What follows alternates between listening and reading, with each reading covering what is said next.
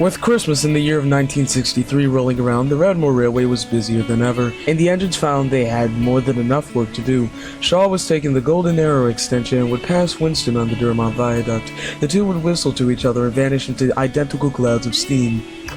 Gilbert and Felix would share the smaller trains between them, rushing along the line in either direction, or periodically taking freight up and down the industrial branch. At the junction, while they weren't pulling commuters, Liam and Robert would spend all their time talking about rugby, which would drive Winston the Pacific off the deep end. Enough! Can't you think of something else to talk about? But why? We like rugby, it's a fun sport. Not like we engines can play it anyway. I know, but I've been hearing about rugby since I got here. How about you talk about a manly sport? Well, rugby is a manly sport. You don't see giant salmon flapping around playing rugby. I meant, why don't you talk about a real sport like footing? Footing? What's that? Aye, footing. Soccer! It's a true proper sport.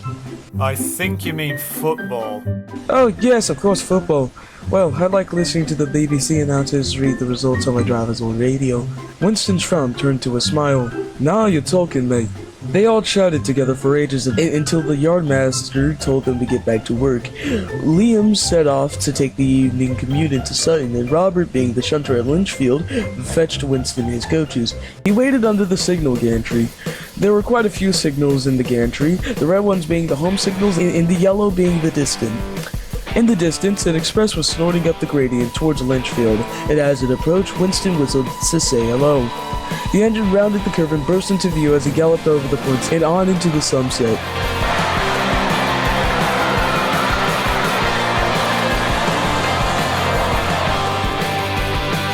The next day, Winston and Charles found the express engine in the yard standing there undisturbed, and Charles decided to introduce himself to the newcomer. Good morning, I'm Charles, and I was quite the performance you put on yesterday. Yes, quite. Thank you. My name is Arthur, and it is nice to meet you all. I suppose you all would have heard of me. Winston and Charles glanced at each other, both knowing that the other had no idea who this was. You know, King Arthur, number 453. Once again, Winston and Charles looked at each other confused. Arthur was not impressed. Dover to Weymouth non-stop, the fastest engine of his entire class. Does that ring any bells? Where have you been for the past 25 odd years? I'm probably the most famous engine around. You mean like Truro, Scotsman? Also, I'm only 16 years old, mate, so for part of that time frame, I wouldn't even have existed. And I worked in Wales for most of my life before coming here last summer. Arthur was speechless. He was most indignant that not only did they not know of him, they also treated him as if he was just another engine. He felt that he was above them and tried to save face. I'm sorry, we just don't know you from anywhere. Yeah, mate. Arthur sighed and looked down at his buffers. Post-war British railways did not have the same glamour and style as in the days of the Big Four.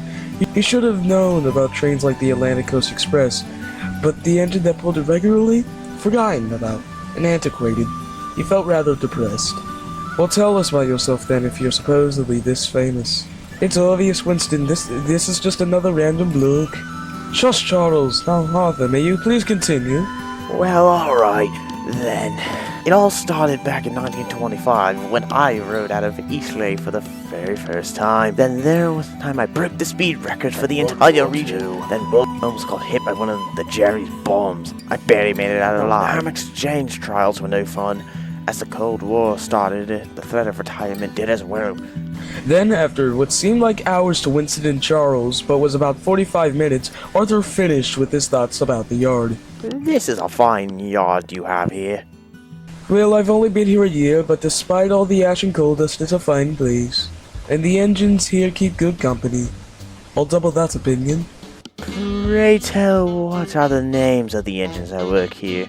Well, we got Gilbert the Old Sage, there'll be Liam too, and Felix who pulls most of the heavy freight. We also got Robert the E4, and one of those express locals like yourself, Shaw Savil. Arthur looked perplexed. Sure, Savil, but a friend of the same name died from a German bomb during World War II. It can't be him working here. Winston raised an eyebrow and gave Arthur a confused look.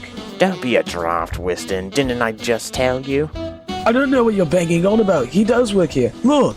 There he is now. Arthur looked round. He was stunned when he saw a Brunswick Merchant Navy Pacific approaching him. Morning, Shaw. How was the Golden Arrow? First of all, it's very deadly, and second of all, I wasn't rostered to pull the Golden Arrow today. But still, good day to you, Winston. Shaw, this is Arthur. He says he knows you. Shaw took one look at Arthur, screeched to a halt, and without a backwards glance rushed away. Charles was bewildered. What was that all about? I wonder. Well, it looked like him. It was a merchant navy. It can't be, though. Whilst you're having your existential crisis over there, I'm going to go take the local passenger train that was due out 10 minutes ago. Thanks a lot, Cecil! Later that day, Winston was waiting down at the junction with Gilbert. Gilbert had been hustling up and down the line all day and was in dire need of a drink. Winston then decided to ask Gilbert a question. Hey, Gil! First off, never call me that again. Sorry, anyways, what year did Shaw arrive here? He arrived around the summer of 1955. Well, since Shaw got here, did he perhaps tell you anything about his life before then? You know, where he was allocated, where he worked, and what jobs he did. In fact, I don't think Shaw ever mentioned his life at all before. Well, that's me. I best be off, Winston. Have a nice day. Wait, Gilbert, you didn't answer my question! Oh, bollocks, he's too far away.